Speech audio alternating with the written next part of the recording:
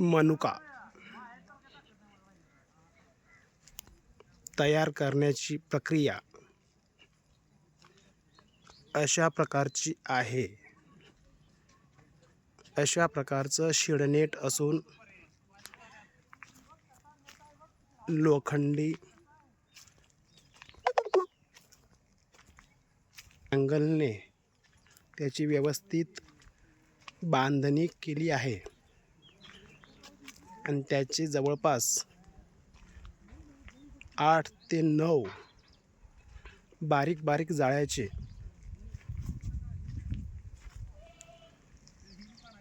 थर तयार केले जातात. यामध्ये जसे जसे द्राक्षाचा आकार लहान होत जातो तसतशी ती द्राक्षे खालच्या जाळीवर पडतात. प्रत्येक जाळीचे छिद्र हे छोटे छोटे आहे. सर्वात वरच्या तुम्ही बघत आहात, सर्वात वरच्या जाळीची छिद्र मोठी आहे, त्याच्यापेक्षा लहान छिद्र खालच्या जाळीचे आहे.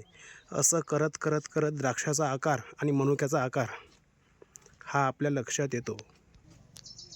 हे बघा, काल टाकलेली द्राक्षे वर वाळत जातात आणि खाली खाली खाली ही छोटी छोटी पडतात. त्याचप्रमाणे बघा, वरची द्राक्षे आणि खाली खाली खाली पडल्यानंतर अशी ही मनुका तयार झालेले आपल्याला दिसतात.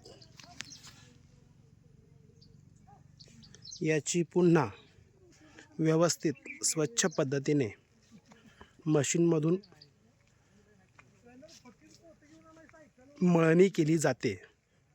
मळणी केल्यानंतर ही द्राक्षे व्यवस्थितपणे वाळवली जातात आणि घरगुती पद्धतीने बाया कामाला लावल्या जातात. कामाला लावल्यानंतर शुद्ध, स्वच्छ, चांगल्या क्वालिटीचे मनुका बाजूले काढतात आणि ते बाजूले काढतात. यांच्याकडे मनुक्याला बेदाणे असे म्हणतात. तरी पॅक करतात आणि कोल्ड स्टोरेज कंपन्या असतात की ज्या ठिकाणी द्राक्षाला,